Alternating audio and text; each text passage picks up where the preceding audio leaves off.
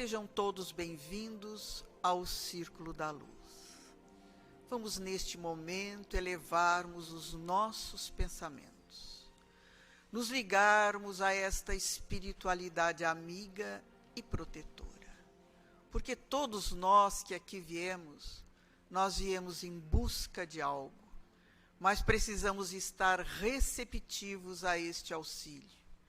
E a prece é esse momento todo especial, aonde nos ligamos ao nosso Pai Maior. Por isso, vamos orar. Pai nosso que estais em toda parte, santificado seja o teu nome, venha a nós o teu reino, seja feita a tua vontade, assim na terra como no espaço. O pão nosso de cada dia dá-nos hoje, perdoa as nossas dívidas, assim como nós perdoarmos aos nossos devedores. E não nos deixes, Pai, cair nas tentações. Livra-nos de todos os males, pois teu é o reino, é o poder, é a glória para sempre. Que assim seja. Em nome de Deus, de Jesus, da cúpula espiritual do Círculo da Luz, nós damos por aberto os trabalhos de desobsessão coletiva da noite de hoje.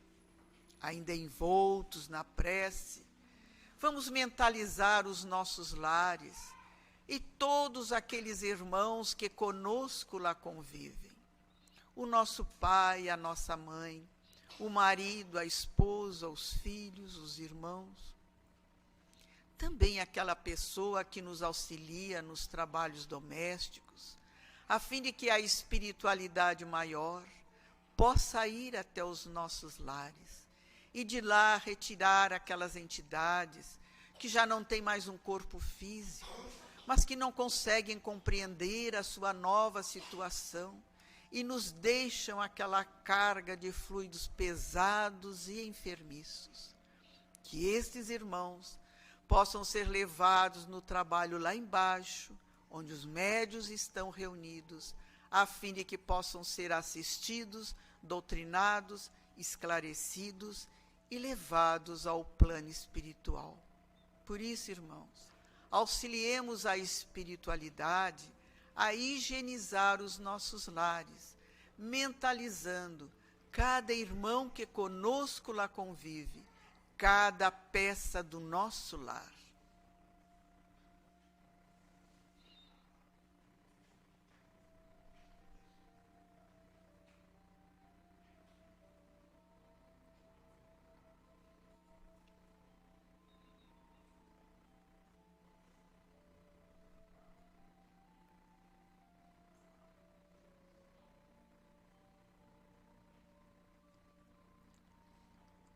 Senhor, tu mesmo disseste que onde estivessem reunidas duas ou mais pessoas, ali tu estarias. E nós, Pai, aqui estamos reunidos em teu nome. Dá a cada um de nós, segundo as nossas necessidades e o nosso merecimento. Lendo um trecho do Evangelho, que é do capítulo 16, não se pode servir a Deus e a Mamon. Mamon aqui representado pelas riquezas. É do item 9, quando diz a verdadeira propriedade. O homem só possui em plena propriedade aquilo que é dado levar deste mundo.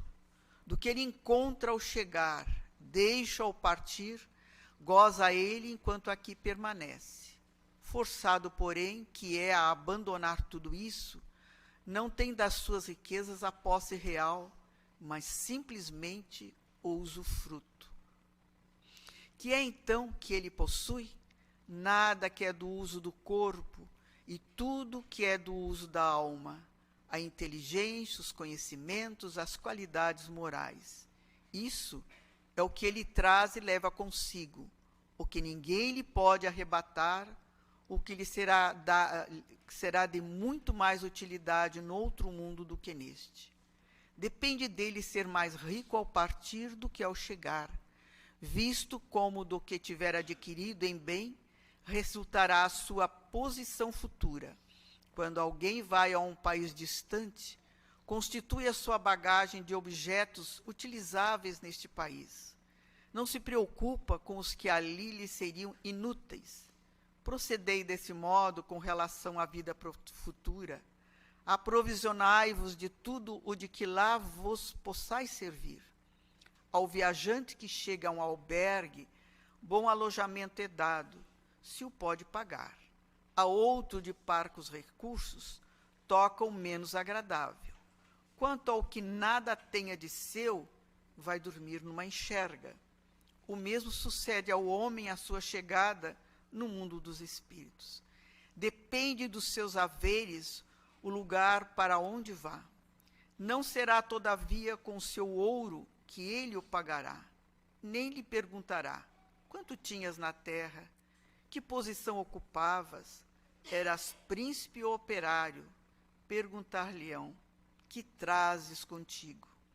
Não se lhe avaliarão os bens nem os títulos, mas a soma das virtudes que possua. Ora, sobre esse aspecto, pode o operário ser mais rico do que o príncipe.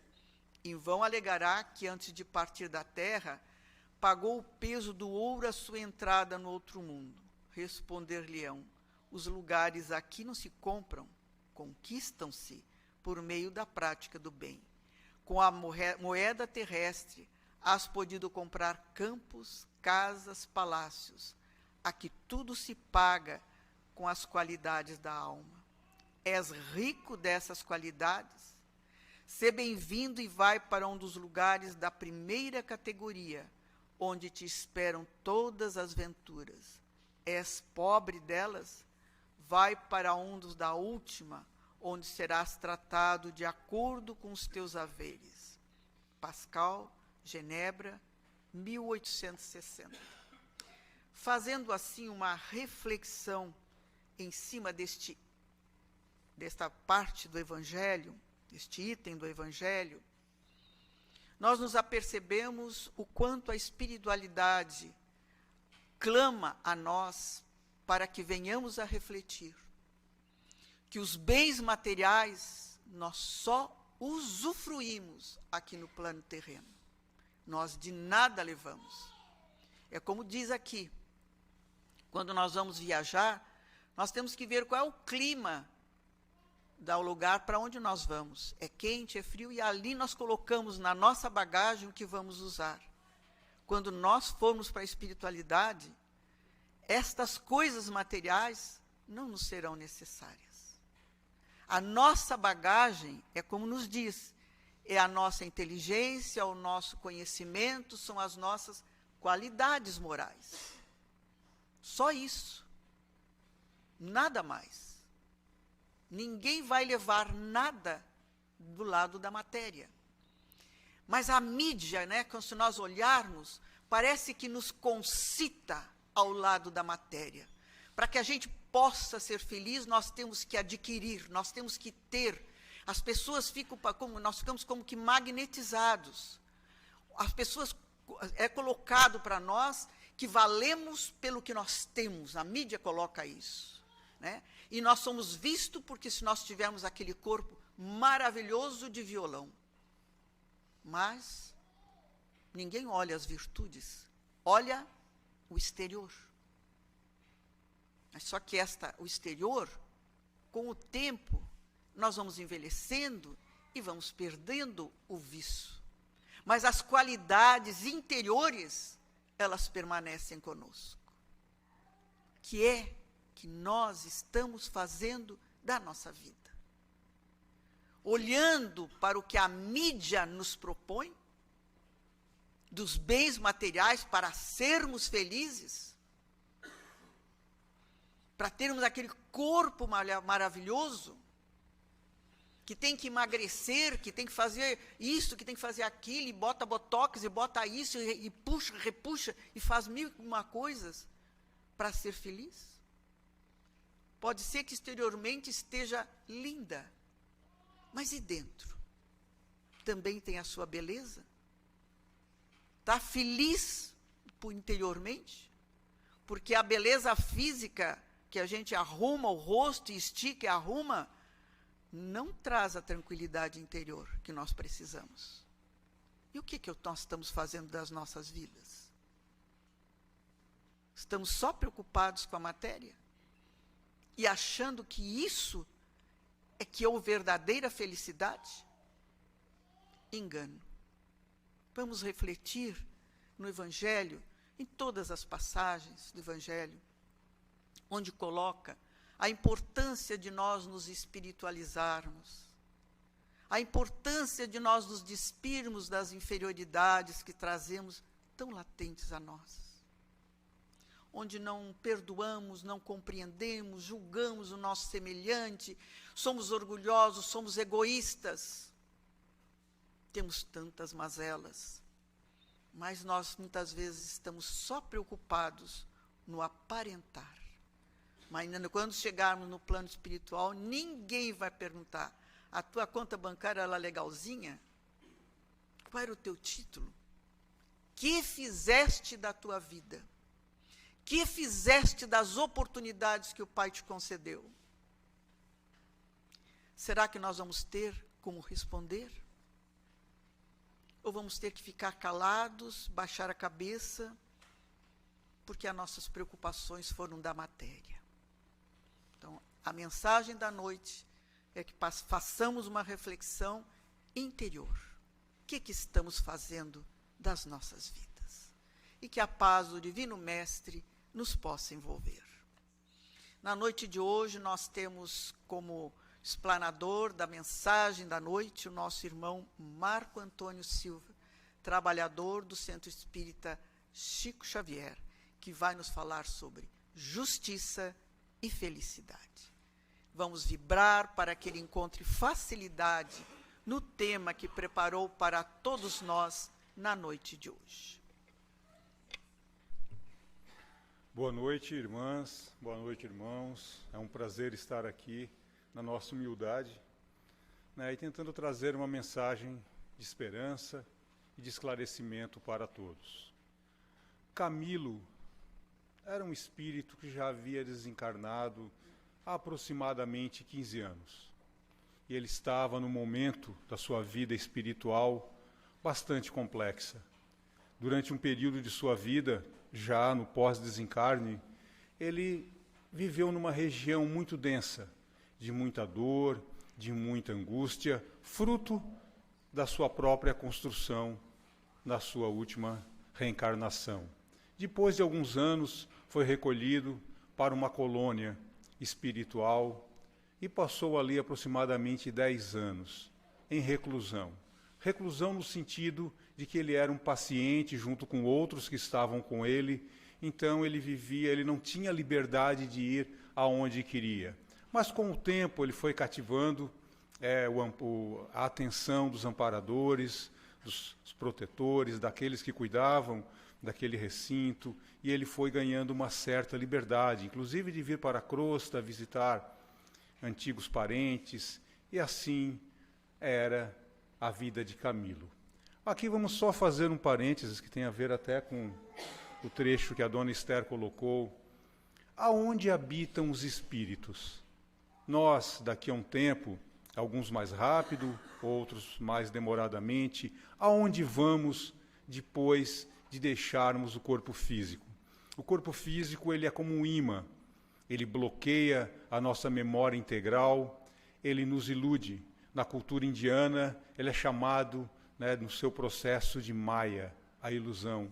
Porque realmente, quando encarnamos, nossos valores reais começam a bater com os valores daquilo que a sociedade nos cobra, como traz o texto ali do Evangelho, a aparência, o dinheiro, o poder. Isso é bastante complicado. Quando deixamos o corpo físico, isso já não vai ter muita importância, mas vai ter importância aquilo que construímos ao longo da encarnação. Os espíritos, eles podem habitar alguns locais. Esses locais podem ser cidades no plano espiritual, André Luiz chama de colônia, Geralmente são cidades muito grandes, tamanho de São Paulo, Rio, Brasília, Londres, Nova York, enfim, são cidades enormes que acolhem uma gama de espíritos. Quando essas cidades, essas colônias, estão mais afastadas da crosta do planeta, ela acolhe espíritos mais evoluídos. Se nós tivermos, a sorte, e não é a sorte, mas o direito, o mérito de ir para um local desse, que bom. A maioria das colônias, no entanto, pela própria condição da nossa evolução, se encontra próximo da crosta. De qualquer forma, desencarnar e ir para uma colônia já é uma condição de mérito e uma condição bem feliz, digamos assim, para o espírito. Mas uma boa parte não vive numa colônia, uma boa parte vive na crosta, aqui ao nosso redor, na nossa casa, nos influenciando. É para onde também muitos de nós iremos, quando não entendemos a complexidade do plano físico. A grande maioria de nós, ao deixar o corpo físico, vamos nos sentir um tanto estranhos, e às vezes apegado à família, apegado às condições que já se foram. O indivíduo ele não consegue ir em frente. Muitos vivem ainda nos seus prazeres do sexo, de comer, nos seus grupos sociais que vivia, nos inferninhos que frequentava, nos bares que ia, nas boates, nos seus grupos, e daí não consegue se desvincular destes. Esta é uma região onde bilhões de criaturas vivem. Outras criaturas já vivem numa condição muito pior, no interior da Terra, em furnas, em abismos, em cavernas, que para nós seria uma condição extremamente agressiva de vermos e de entendermos como vive essas consciências. São consciências empedernidas no crime, consciências que não têm ainda escrúpulo, não se arrependeram, digamos assim, dos atos cometidos, são aqueles grandes envolvidos em crimes de colarinho branco, de corrupção, de máfia, e aqueles outros que fazem crimes ocultos que a sociedade nunca vai descobrir. Para algum desses três locais nós vamos. Nós podemos ir para as regiões densas, nós podemos ficar aqui na crosta um período, ou mais tempo ou menos tempo sermos acolhidos em uma colônia espiritual. Isso depende muito da nossa vida e dos nossos atos aqui. Claro que todos nós gostaríamos muito de ir para uma colônia. E acredito que todos nós que estamos nessa sala hoje já viemos de uma colônia, e o ideal é que, ao deixarmos o corpo físico, voltemos para ela dentro do nosso processo evolutivo. Mas Camilo vivia num tipo de colônia que não era de onde ele tinha vindo, porque era uma colônia que acolhia pessoas infratoras. E, enfim, em dado momento, já muitos anos desencarnado, o amparador, o mentor do grupo do qual ele fazia parte, chega para ele e diz assim: Camilo, tu tem agora algumas opções. Tudo que tu tinha de aprender e todo o seu processo de saúde já foi estabelecido em parte dentro da sua condição. A primeira condição que você pode ter agora, nesse momento, seria reencarnar. Essa é a sua primeira opção, e diz um mentor para ele, que nós não te aconselhamos. O reencarne para ti nesse momento não seria interessante, mas eu sei que o peso na tua consciência é muito grande e tu não vê a hora de estar em paz consigo mesmo, porque Camilo foi um suicida. A segunda opção que deram para ele, e do grupo que ele fazia parte, foi: bom, você pode continuar, protelar a reencarnação por mais um tempo, porque ela é inevitável, mas você pode continuar aqui trabalhando no hospital, acompanhando na crosta os resgates de entidades também suicidas. Enfim, você pode ser útil e protelar mais ainda a sua reencarnação. A outra opção dada por Camilo era a que nós muitas vezes escolhemos na nossa vida, a condição da rebeldia. E daí o mentor disse: o livre-arbítrio é condição de qualquer espírito. Jamais te diremos o que você tem que fazer. Essa é uma escolha sua. Então, se você quiser ficar aqui nessa colônia espiritual chamada Maria de Nazaré E se você quiser ficar aqui sem fazer nada, tudo bem, é uma opção sua. E se você quiser, mesmo assim, voltar para a crosta e viver entre os encarnados, problema seu também. Mas daí a responsabilidade é sua. Tu não vai estar mais sobre o nosso amparo. E a quarta opção é você adentrar ao conhecimento da vida maior que você ainda não teve. É adentrar numa espécie de universidade do plano espiritual. Daqui a 30 dias exatamente, nós vamos procurar você e seu grupo, e vocês vão escolher o que vocês querem, cada um dentro das suas possibilidades. Passaram 30 dias, e daí Camilo, arguido novamente pelo amparador, e ele disse que ele prefere a quarta opção. Então ele prefere continuar na colônia, mas adentrar nessa nova oportunidade. Camilo era uma pessoa muito inteligente. Na verdade, na Terra, ele foi um grande escritor. Então ele se empolgou muito com essa oportunidade, e daí ele foi aceito numa espécie de universidade do plano espiritual. Universidade esta, não desta colônia, mas que nós também um dia seremos convidados a participar, conforme o nosso amadurecimento. Vamos lembrar que Camilo aqui já tinha desencarnado uns 15, 20 anos. Então ele já estava há um bom tempo no plano espiritual. E daí o mentor dele disse, bom, para te continuar nessa sua caminhada, você vai ter que inicialmente fazer 3 cursos, que são obrigatórios. O primeiro curso é sobre a vida de Jesus. O segundo curso é sobre a origem do planeta Terra e toda a sua evolução. E o terceiro curso é do autoconhecimento. E daí Camilo, que era um estudioso, ele se empolgou bastante. E ele adentrou ao primeiro curso. E aqui, pessoal, vamos deixar claro que no mundo espiritual as pessoas trabalham, estudam, vivem em sociedade. O espírito não precisa dormir, não precisa comer, não precisa tomar banho, isso tudo é aqui do corpo físico. Então, era exigido muito. Esses cursos que Camilo fez, que ele relata na sua obra Memórias de um Suicida, não são cursinhos curtos de 2 horas, 3. É anos de estudo. Camilo passou anos nesta universidade, 10 anos aproximadamente. E o primeiro curso era sobre a vida de Jesus. Mas ao contrário de nós, que vamos para uma sala de aula ou estudamos, a metodologia de aprendizado, pedagógica, do plano espiritual é diferente. E Camilo, ele entra junto com mais ou menos aproximadamente 200 espíritos numa sala semelhante a essa. Só que ela cobria eles e eles imergiam naquilo. É como se eles estivessem vivendo, cheirando, presenciando na sua essência o que eles viam. E daí Camilo vê Jesus, pequenininho, correndo. Ele vê Jesus adolescente, nesses anos de estudo. E em dado momento ele já vê Jesus adulto.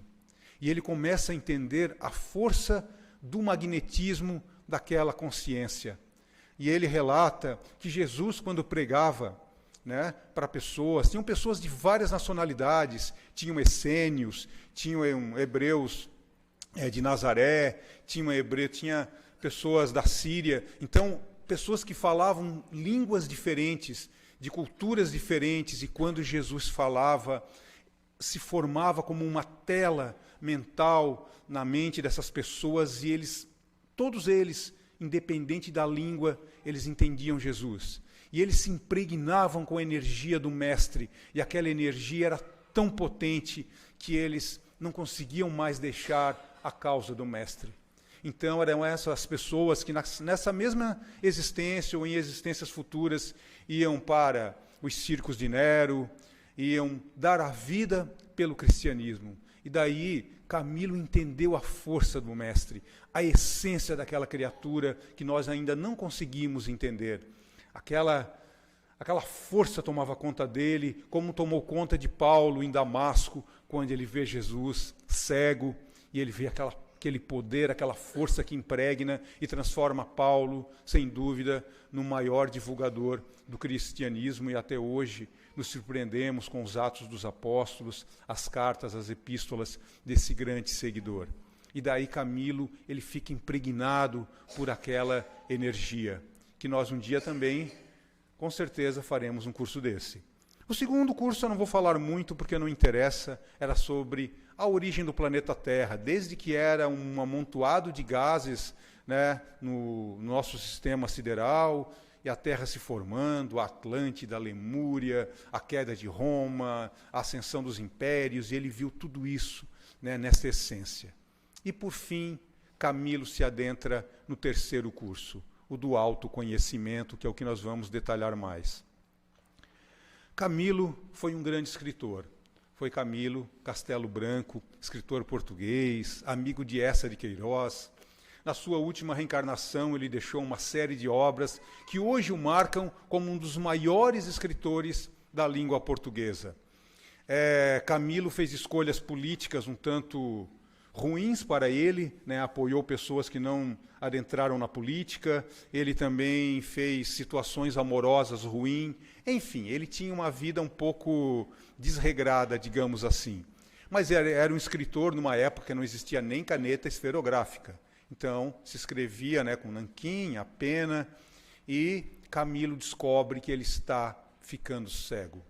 Uma cegueira que demorou aproximadamente 10 anos para se fazer na sua totalidade. E nesse período, Camilo, vítima de processo obsessivo, começa a alimentar a ideia de suicídio. Para ele era horrível um escritor não poder mais escrever. Como ele ia sustentar a família? Como ele, o grande escritor português, iria ficar diante dos seus inimigos, que iriam debochar dele, né? E aquela situação toda. E daí, acovardado por isso, Camilo, num determinado dia, pega uma arma e dá um tiro na própria cabeça e morre. E a partir dali, nesse obra-prima, que é um dos principais livros da doutrina espírita, um livro denso no começo, não se assustem, com Vale dos Suicidas, mas ele vai contando todo esse processo, que ele passa, etc., até ele ser resgatado. Mas nesse processo uma coisa sempre incomodou Camilo. Por que que ele ficou cego? Por que que ele ficou cego? Que coisa mais absurda, um castigo de Deus, ele, um escritor, ficar cego. Isso sempre marcou ele. E mesmo nesse período da vida dele, já resgatando os seus processos, ele não conseguia entender o motivo da cegueira. E ele adentra, então, esse terceiro curso. E é interessante o que a obra nos relata, porque nesse curso, esses 200 indivíduos, eles subiam num espaço como esse, e era projetado, no fundo, a vida dessas pessoas. Tudo que elas viveram era projetado, e todos viam de tudo, tudo. Ou seja, ficavam expostos todas as mazelas, todo o egoísmo, todos os atos que nós temos ou que pensamos e ficam ocultos dos outros, e a gente fica meio, né, na hipocrisia feliz, porque ninguém está vendo, ali tudo ficava à amostra. Então era uma exposição drástica. Mas o primeiro a fazer a exposição era o professor, que era um jovem, né, extremamente sábio, e foi ele que mostra para esses 200 suicidas as suas reencarnações, as suas quedas, as suas ascensões, até que ele se torna um grande mestre do plano espiritual. Então, o próprio professor é o primeiro a se desnudar para que os alunos ficassem muito à vontade também em se expor. E assim foi cada um, até que um dia chega a vez de Camilo. E daí Camilo senta naquela cadeira e ele começa a ter, né, aquele processo de regressão da memória. E ele se lembra, ele volta para 500 anos aproximadamente atrás, e ele se vê como um indivíduo muito poderoso. Um indivíduo ligado à igreja, na época, que tinha o poder, e tinha um casal de amigos que ele convivia, mas ele, na verdade, tinha um interesse sexual profundo pela esposa, né, que fazia esse casal. E ele tenta de todos os modos seduzir aquela mulher. Mas ela, ingênua inclusive, não entendia o processo que naquela época Camilo estava fazendo, né, aquela sedução. Na verdade, o que ele queria só era o prazer da carne mesmo, né? E não conseguindo isso, ele era poderoso mesmo, ele acusa o marido de ser um bruxo e ele vai para as masmorras da Inquisição. Então ele entra, aquele jovem entra ali bonito, saudável, forte, e vai para os campos de tortura. E quando ele deixa aquela masmorra, e a esposa, nesse período, envelhece pela dor e tenta saber onde é que está o marido, o que é acontecido com ele. Camilo finge que está fazendo de tudo para auxiliá-lo, mas ele era a causa do sofrimento, E essa mulher envelhece muito. E nesse processo de envelhecer, Camilo já não sente mais aquele prazer por ela, já não é mais aquela que ele queria. E daí, em dado momento, ele, eu vou soltar esse indivíduo mesmo, porque já não é mais minha fonte de desejo, essa mulher. Porque ela envelheceu em 1 ano, ele ficou pouco tempo na prisão, mas foi um impacto emocional muito grande. E para ela também, quando ela vê o seu marido, aquele homem bonito, forte, enfim, aquele fidalgo que entra na prisão, sai agora um indivíduo basicamente defeituoso, uma perna inválida, totalmente lanhado, totalmente magro, irreconhecível, e cego, porque Camilo o cegou.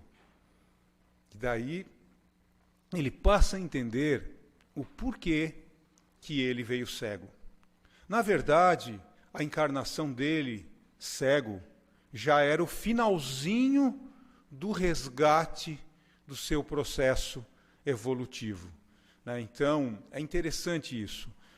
Mas aqui, vamos só lembrar, não sei se vocês, irmãos, conhecem, já leram, por exemplo, um escritor do qual eu sou muito fã, que é Jorge Luiz Borges, argentino, escritor incrível, com premiações internacionais. E também, em dado momento, Jorge Luiz Borges descobre que está ficando cego. E Jorge Luiz Borges também, durante 10 anos, passa esse processo até que ele fica totalmente cego. Ele não é a reencarnação de Camilo Castelo Branco, porque Camilo Castelo Branco reencarnou bem depois, certo? Mas Jorge Luiz Borges fica cego, mas ele não se matou, ele aceitou a cegueira e nós sempre temos um ou muitos anjos guardiões na nossa vida, os espíritos que nos protegem e as pessoas encarnadas que nos ajudam e que a gente nem sabe. É aquele que aparece no momento que nos auxilia, é aquela pessoa que a gente não imagina e que quebra o galho para nós, sempre tem um anjo guardião. E no caso de Jorge Luiz Borges, foi a mãe. Ele digitava, então, os seus contos, ele era um contista, e narrava, enfim, e ela escrevia para ele e ele continuou editando os seus livros. Vamos lembrar de Ray Charles, famoso pianista, cantor de jazz, que também fica cego, Stevie Wonder, que já basicamente nasce cego. Então, essas pessoas não se mataram, aceitaram a cegueira. Porque quando a pessoa vem com uma prova difícil dessa, e com certeza é uma prova muito difícil, mas ela já vem preparada para isso. Alguns anos atrás, estávamos no ônibus, ainda éramos estudantes universitários, morávamos em Florianópolis, estávamos voltando para lá, e na nossa frente senta um rapaz, na faixa de uns 26, 28 anos, ele senta e ele era hilário. Ele falava alto e gesticulava, cego, e todo mundo no ônibus se encantou com a alegria dele.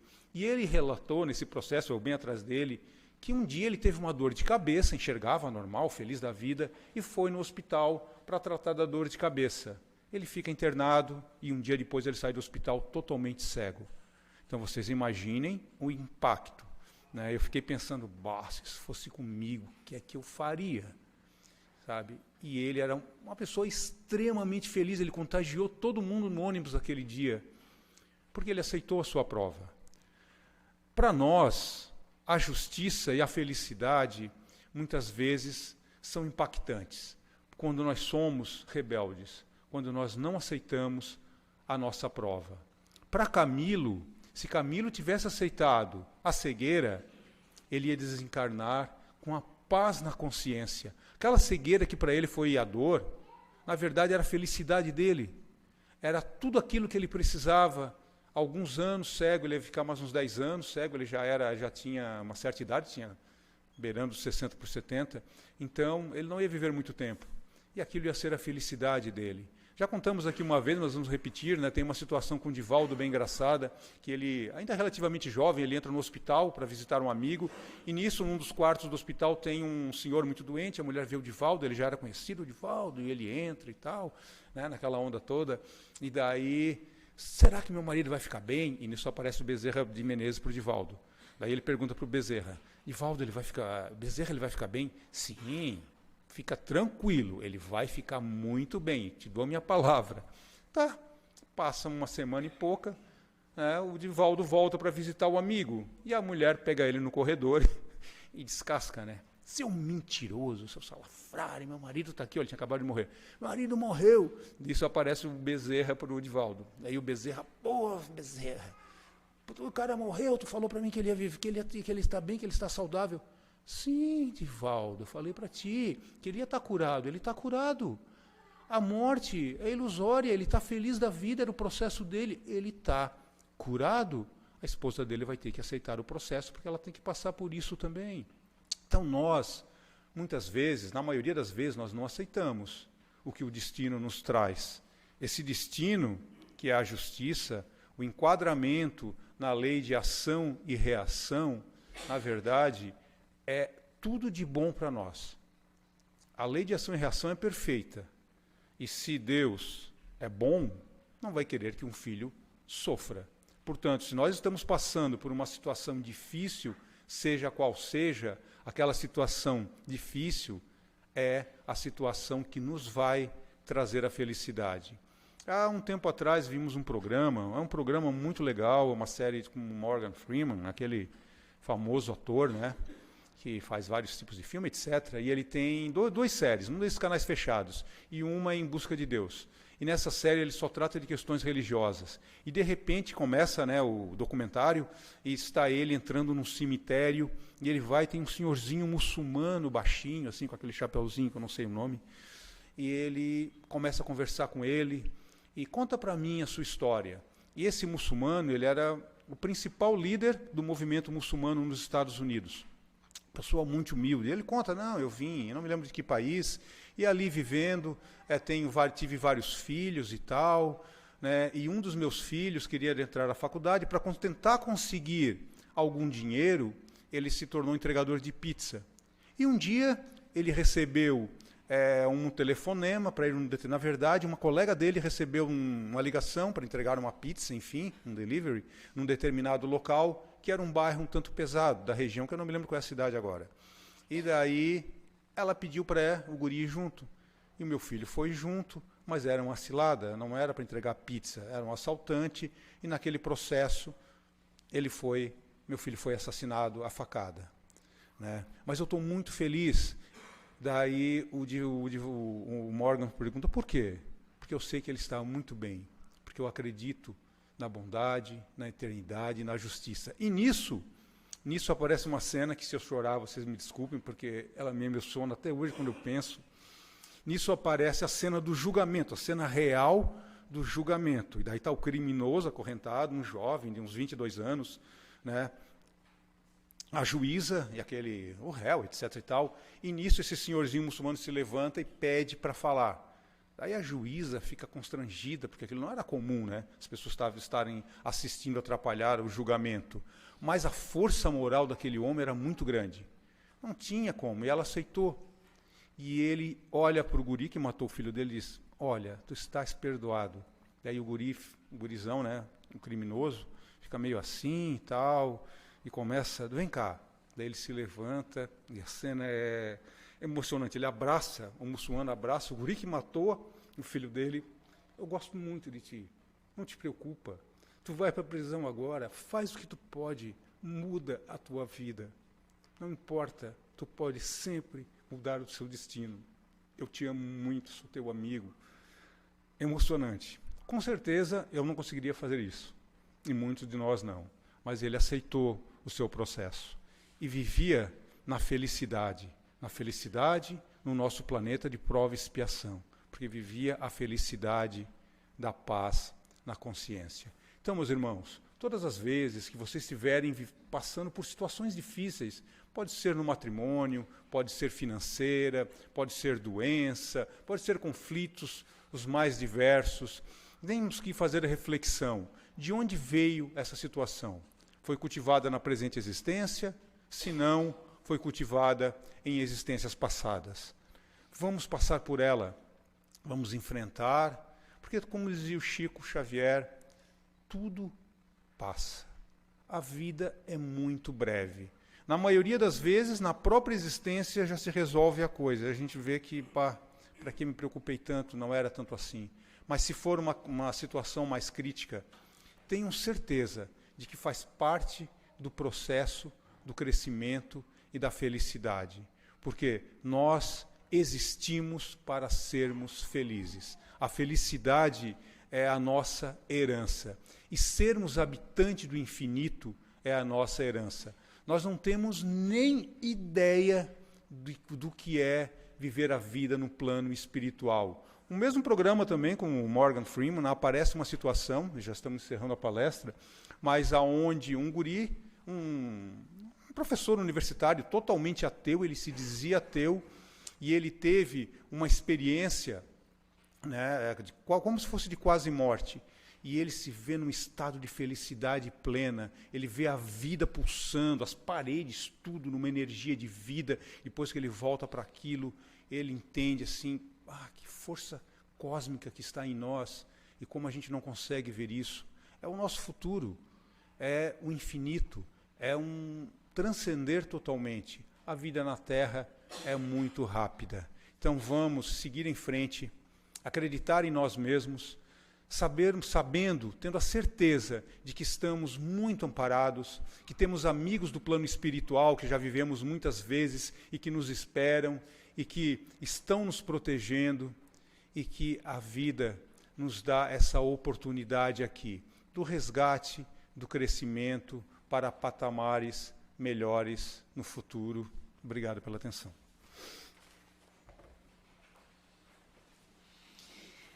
Agradecemos assim ao nosso irmão Marco Antônio, né, pela mensagem da noite, pelos esclarecimentos que nos deu na noite de hoje. Na realidade, nosso futuro é o que nós estamos a fazer hoje. Vamos trabalhar bem para que nós possamos retornar ao plano espiritual mais aquinhoados dos valores do nosso espírito. E vamos então, neste momento, elevando os nossos pensamentos, vamos pedir pela magnetização das nossas águas, que as energias salutares possam recair sobre elas. Vamos pedir também pelos nomes que se encontram nas urnas, de encarnados e desencarnados, pelos irmãos que se encontram num leito de um hospital, nos presídios, pelas crianças ao abandono, pelos idosos, por aqueles que vivem nas sarjetas da vida, por aqueles que ainda estão a vibrar no erro, nos vícios, no mal, no tóxico, por aqueles que perderam seu ente querido. Que a bondade infinita do alto possa envolver a todos estes irmãos neste momento, recebendo eles de acordo com as suas necessidades. E nós, Senhor, que aqui estamos na Tua casa de amor, conhecendo o Teu Evangelho, tentando colocá-lo nas nossas vidas, mas volta e meia tropeçamos. Mas sentimos a Tua mão amiga a nos erguer, porque Tu sempre estás conosco. E vamos então, neste momento, nos prepararmos para o passe. O passe é transfusão de energias, e neste momento a espiritualidade amiga, superior, envolve a cada um de nós com as suas energias para o nosso refazimento do nosso corpo físico, do nosso corpo espiritual.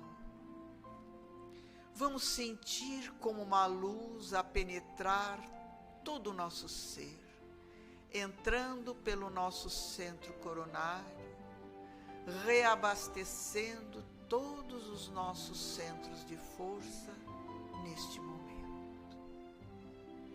É a bondade do Pai para conosco, porque o passe é esse momento todo especial, aonde com os nossos pensamentos no mais alto, nós nos envolvemos na prece e aurimos das energias salutares. E unidos que aqui estamos num só sentimento e num só coração, a Ti elevamos, Senhor, nossa prece de gratidão. Pai nosso que estais em toda parte, santificado seja o Teu nome, venha a nós o Teu reino, seja feita a Tua vontade, assim na terra como no espaço.